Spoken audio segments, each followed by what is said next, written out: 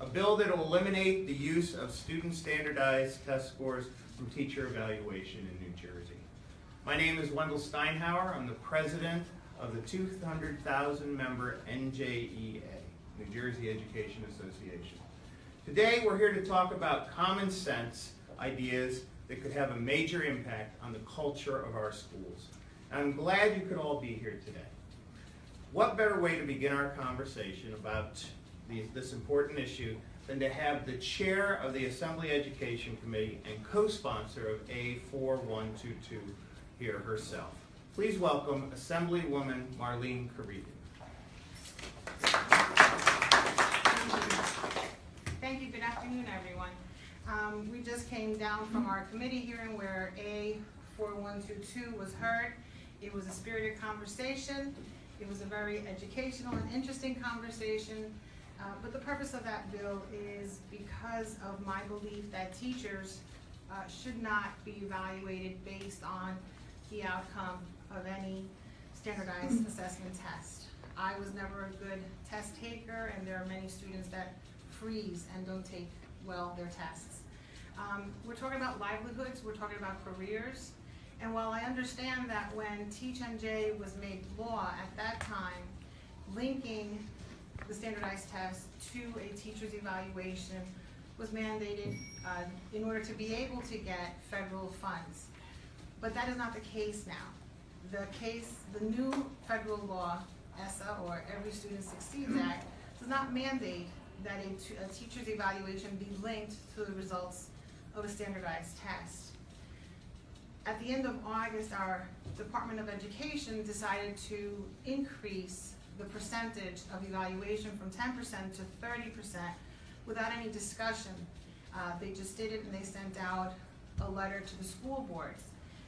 So this bill was, I think, in my opinion, appropriate and timely in that we are addressing a situation where our own Department of Education felt the need to increase the percentage to 30, which is a significant percentage of an evaluation of a teacher.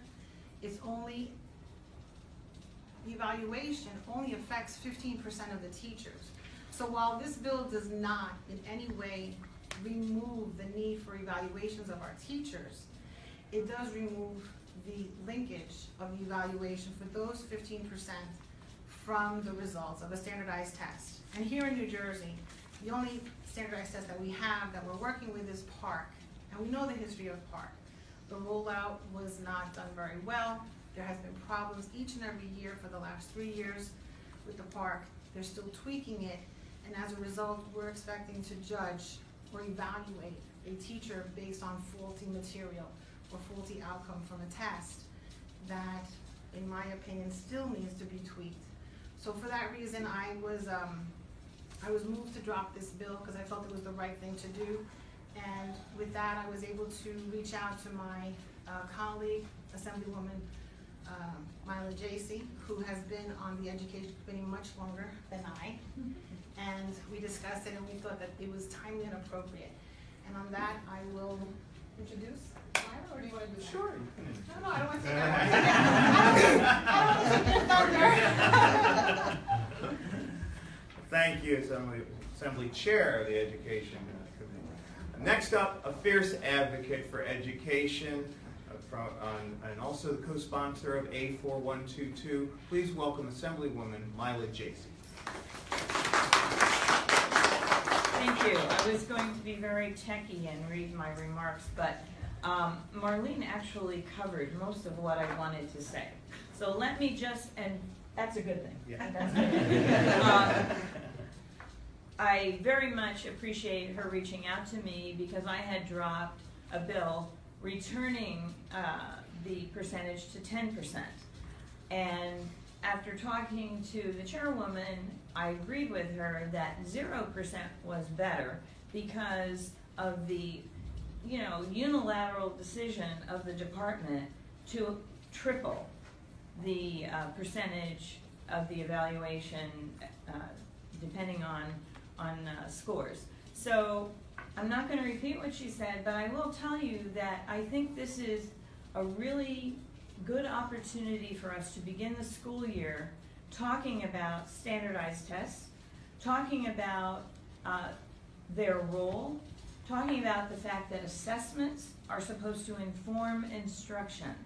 We need to get back to those things, because what I feel is missing in our schools these days is the joy of learning.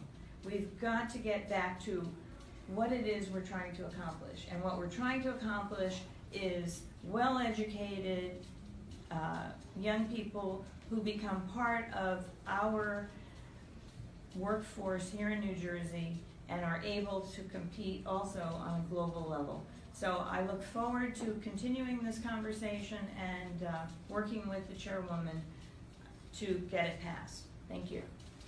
Thank you, Assemblywoman.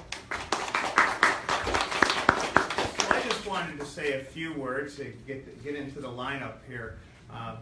President Obama last December signed into law ESSA, which is Every Student Succeeds Act. It replaced the No Child Left Behind Act that had been in place for 15 years. And it only took us 15 years, a decade and a half, to figure out it was completely wrong. If they would have asked the educators, we'd have told them much quicker, but they had to have enough experience on it.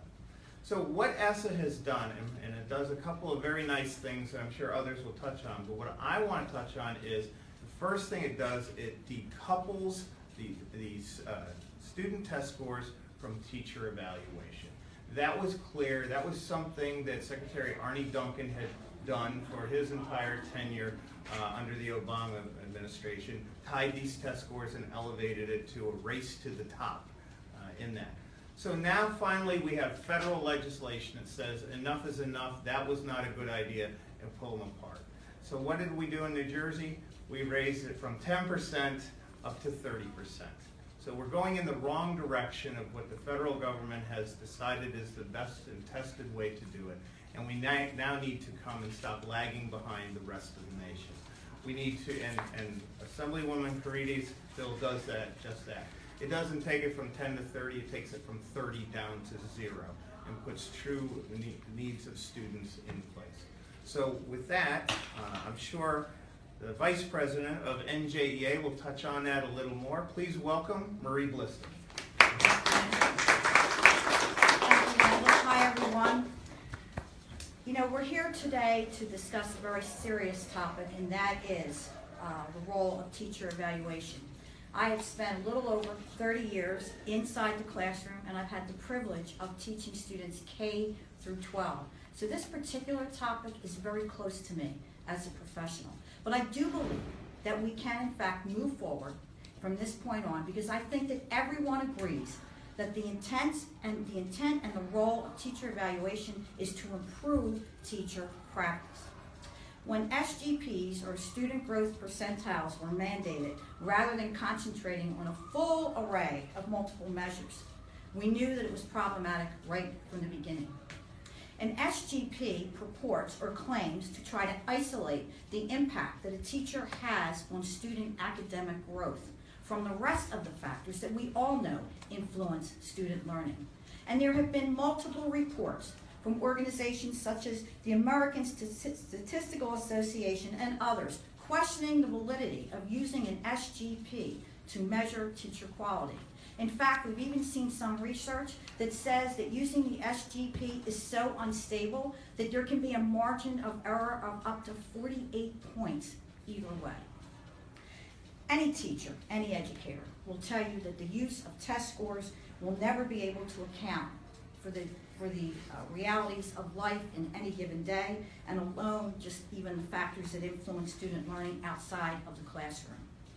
As a practitioner, I know that it takes a team of educators to educate a child, a team of professionals, and we must move away from emphasizing the use of a set of tests and move towards emphasizing the collaboration of a true team of professionals who focus on educating children, not testing them. Thank you.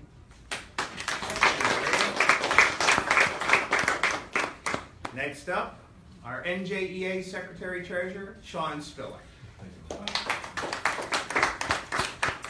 Thank you, Wendell. I too want to thank President Steinhauer. I want to thank our Assemblywomen partners on this issue in terms of being advocates for public education, and Vice President Bliston for her comments as well. I just wanted to add a few more pieces to what you've already heard and heard expressed very well. Specific with evaluations and what we're looking for, I think we can all agree, as educators, we look for an evaluative system that allows us to grow, learn, improve our practice, not one that is punitive in nature and seen as divisive in so many ways. And I think that's what we're striving for. I think finally that's what the federal government has recognized needs to occur. And we in the state here in New Jersey have to start following suit, moving in the right direction instead of the wrong direction. I think we all agree that moving away from using student test scores and evaluations doesn't mean that we are against testing students. We invented it, as we always like to say. It helps inform our teaching and where we go. We also aren't against being evaluated ourselves. Again, as I said, we want to continue to grow. But we certainly need to see the decoupling of the evaluation system and student test scores. That has been very destructive. We've seen its effects, and we have to move on. We think, in order to do so, we should be looking for an evaluative system that encourages trust and collaboration rather than fear. A system that focuses on the whole school, as Vice President Bliston noted, and allows everyone to be a part of that success and each student's success. A system that has built-in accountability to make sure that everyone is working together, administrators, teachers, parents, others, so that the services and support that is necessary is there to allow for professional growth and student learning. A system that ensures there is consistency. And when I say that, I mean consistency even within administrators. As they look at different teaching staff and in different divisions, different departments, we need to make sure that everyone is following the same format, on the same page, and people are judged in a very similar manner. We need a system that's aligned with the recommendations, quite frankly, of the creators of the evaluation systems that we've heard used here in New Jersey. When we're talking about the Danielson model, McCrell, Strong, Marzano, all of these ones that we talk about, we know that they've all, in so many ways, really been modified, and they've been modified due to expediency rather than professional use. We also know that these models and components don't take into account some of the tried and true research that shows what truly works in terms of student learning and should be part of an evaluative system.